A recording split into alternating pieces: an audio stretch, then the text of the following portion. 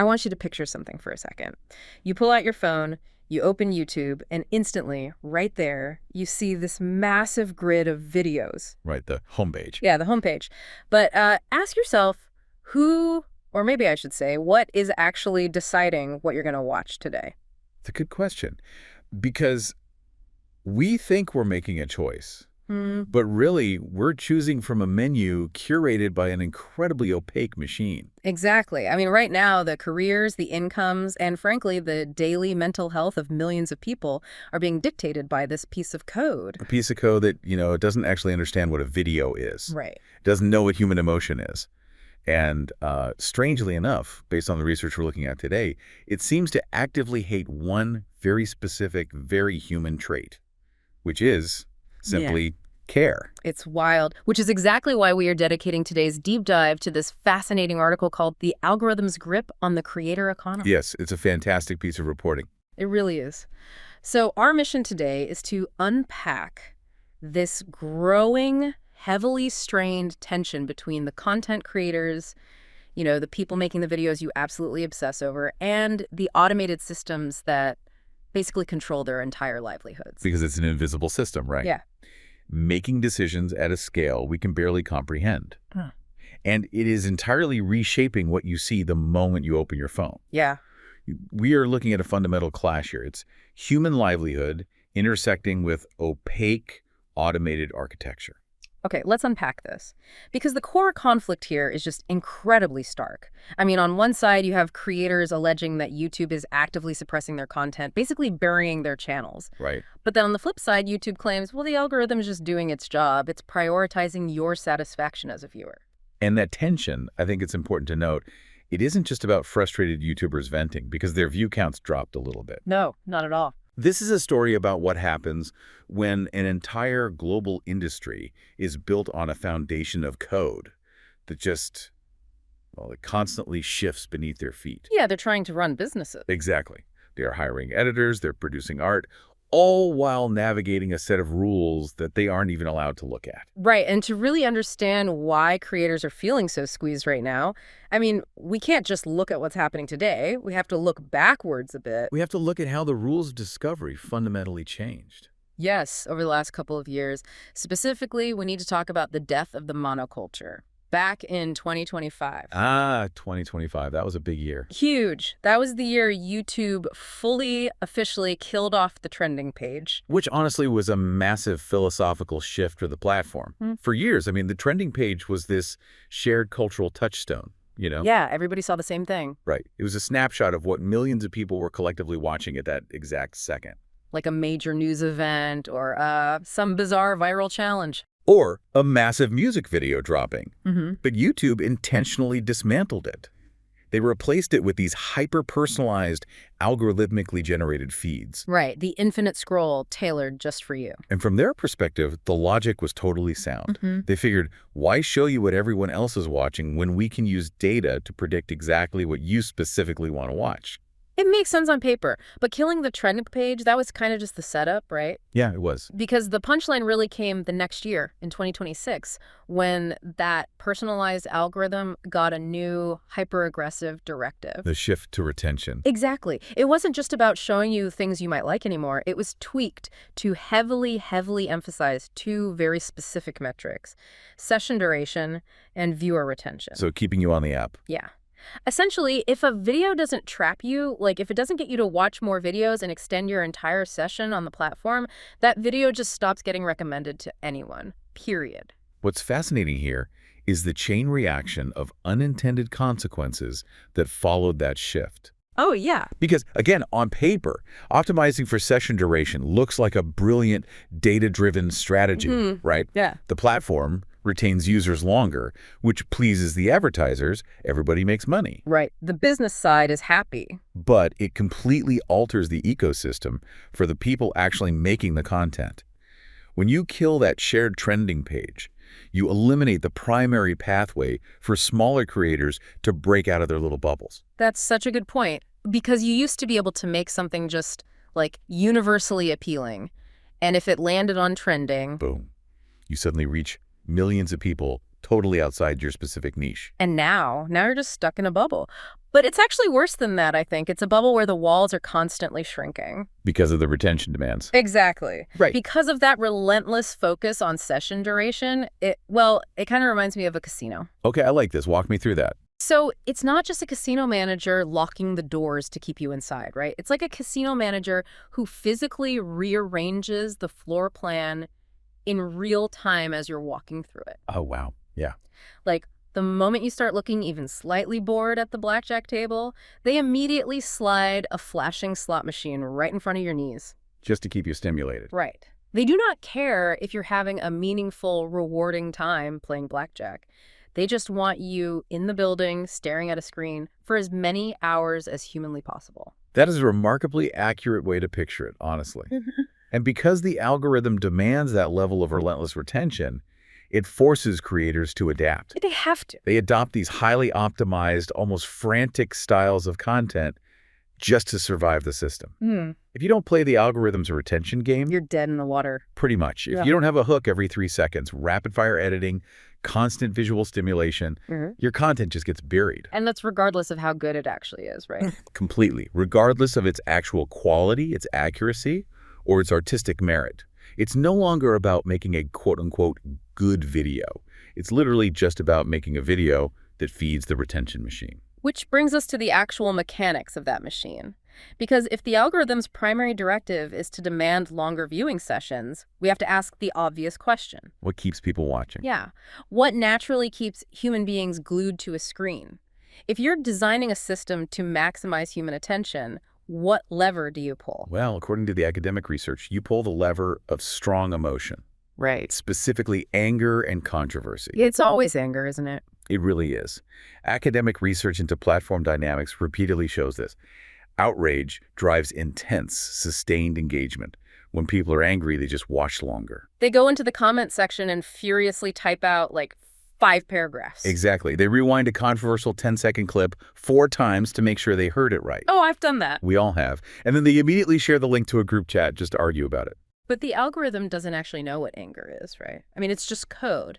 It doesn't have a little sensor that says, oh no, the user is upset. Precisely. It cannot read human emotion.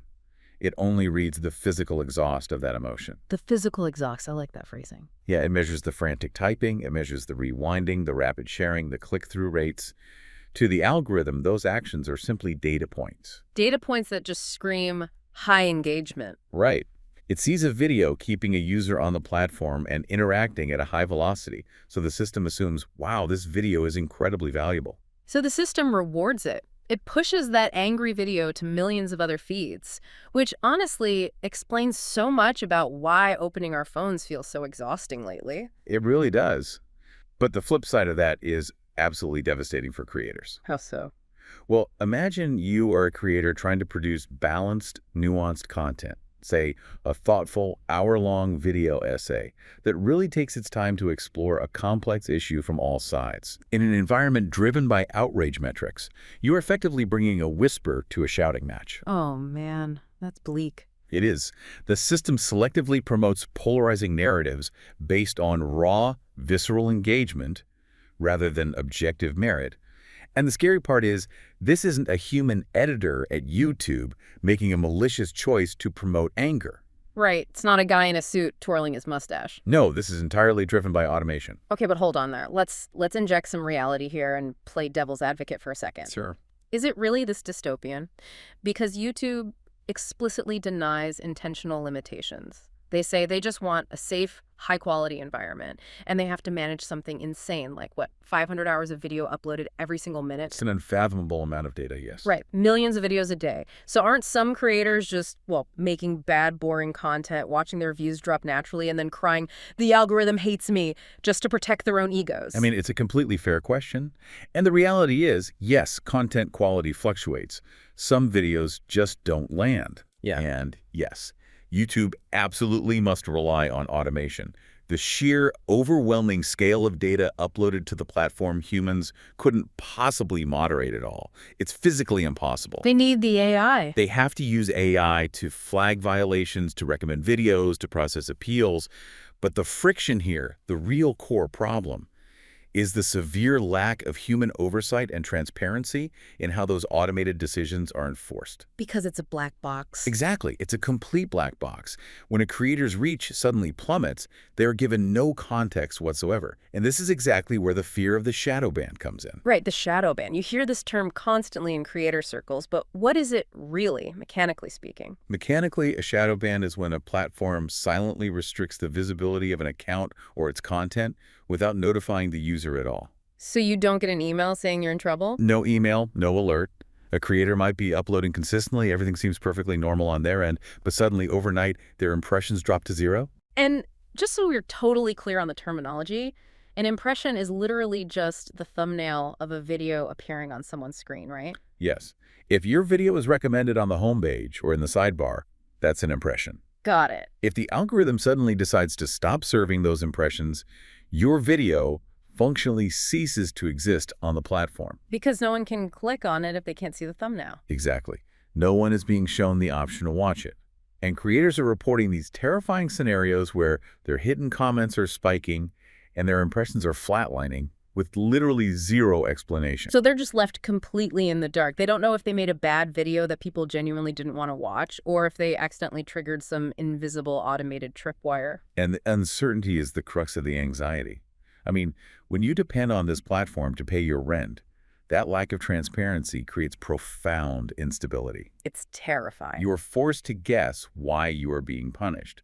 Now, combine that opaque punishment system with an algorithm that actively favors controversy and outrage. Oh, wow. Yeah. You can quickly see why a creator feels like the deck is entirely stacked against them, unless they resort to extreme, hyper-stimulating tactics. Okay, so navigating a system that favors outrage demands frantic retention and might silently shadow ban you without warning.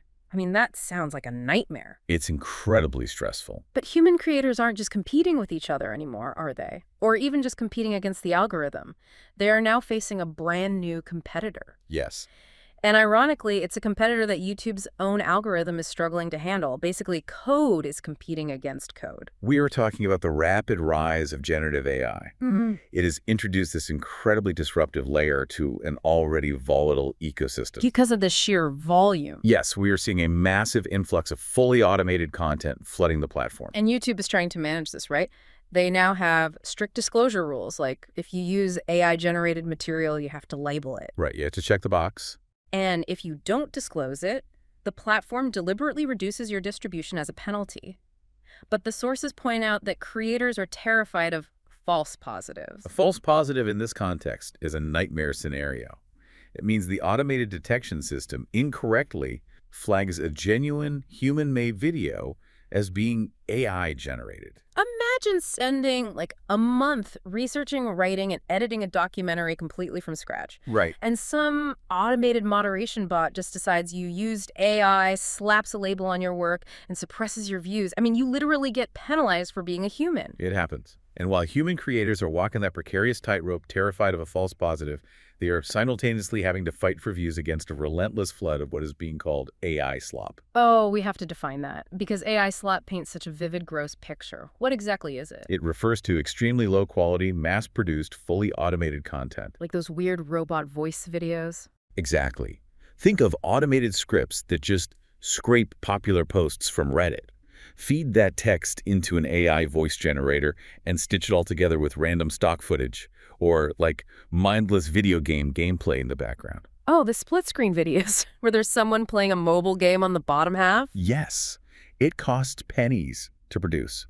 A single person can generate hundreds of these videos a day using basic software. Hundreds a day. And it is designed solely to game those exact retention metrics we talked about earlier.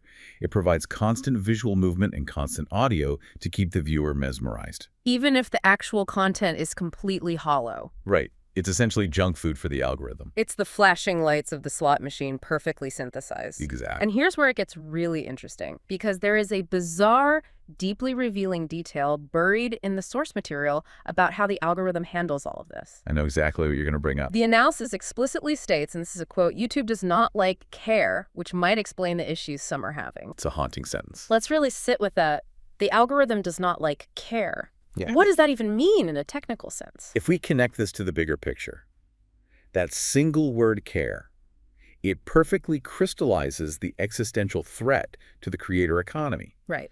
We are dealing with a system entirely driven by ruthless quantitative metrics: session duration, click-through rates, retention graphs, scroll velocity. All numbers. All numbers. The qualitative, deeply human elements of care, craft, nuance, and passion, they are fundamentally invisible to that system. Because you can't put passion into a spreadsheet. Exactly. To a machine learning model, a heavily researched, beautifully shot video that took a creator 6 weeks of literal blood, sweat, and tears to make. It only gets, say, 10,000 views. Right. To the machine, that video is objectively inferior to a piece of mass-produced, automated AI slop that hacks the human brain's attention span and gets 1 million views. Wow. The algorithm doesn't reward effort. It rewards output and retention. So if the entire system is built to prioritize high-volume, low-effort content that just spikes your engagement, and it actively punishes the human creators who take the time and effort to actually care about the quality of their work, isn't the platform just locked in a massive race to the bottom? That is the fear shared by almost every major creator right now. They perceive every single tweak to the algorithm as a direct threat to their livelihood. Because they're playing a rigged game. Because they are trying to inject humanity into a machine that simply does not value it. Right. However, to be fair to the broader landscape, we do have to recognize the immense pressure YouTube itself is operating under. Right. They aren't just sitting in a boardroom twisting dials maliciously to torture vloggers. There are real business forces at play. Massive forces. They are fighting a brutal, multi-front platform war. The competition from TikTok is existential. Oh, absolutely. TikTok changed everything. TikTok revolutionized the short-form, high-retention algorithmic feed. And YouTube is desperately trying to prevent their audience from migrating over there. Hence the obsession with session duration. Exactly. At the same time, YouTube has to balance the demands of global regulators who are constantly demanding a safer platform, and advertisers who demand completely brand-safe environments before they spend millions of dollars. Right. And on top of all that, they have to cater to viewers who just have increasingly short attention spans. They are juggling chainsaws while riding a unicycle. I get it. The business pressures are very real. Very real. But it seems like the immediate casualties of that juggling act are the transparency, the stability, and the fairness that human creators need to actually build a life on the platform. You nailed it. The human element is being squeezed out by the demand for scale and efficiency. So what does this all mean? We've covered massive ground today. We really have. We've seen how the strategic shift from a shared trending page to hyper-personalized retention metrics fundamentally altered what gets discovered. We've explored the dark mechanics of how the algorithm's deep preference for the physical exhaust of anger leaves balanced, nuanced creators entirely in the dust. Left behind. Yeah. We've looked at the opaque terror of the shadow ban, where your digital livelihood can be turned off like a light switch with zero explanation. And now we're staring down a landscape that is rapidly filling with automated AI slop. It's a perfect storm. It creates a highly unstable, unpredictable environment for the actual people dedicating their lives to making the content you love. It is a staggering amount of pressure placed on the human beings behind the camera. It truly is. And as we wrap up, I think there is one crucial, almost chilling concept that builds on everything we've discussed today. What's that? Well, we know that the algorithm heavily favors intense emotion and long session durations, right? Right. And we now know that AI can be used to generate endless, infinite streams of content specifically engineered to hit those exact metrics. Oh, I see where you're going with this. This raises a profound question. What happens to the platform and to us as viewers when the algorithm fully realizes that automated emotion-hacking AI slop is actually far better at keeping you endlessly engaged and angry than a real human creator ever could be? Wow. That is honestly terrifying. Something to think about. Really think about that the next time you find yourself falling down a recommendation rabbit hole at 2 a.m. You know, watching something you don't even really like, but you just can't look away from. Who or what is really pulling the strings, and what exactly are they trying to make you feel? Exactly. Well, that is all for today's deep dive. If you want to explore more stories, systems, and the hidden mechanics of the world around us, make sure to subscribe to URBT News. We will catch you on the next one.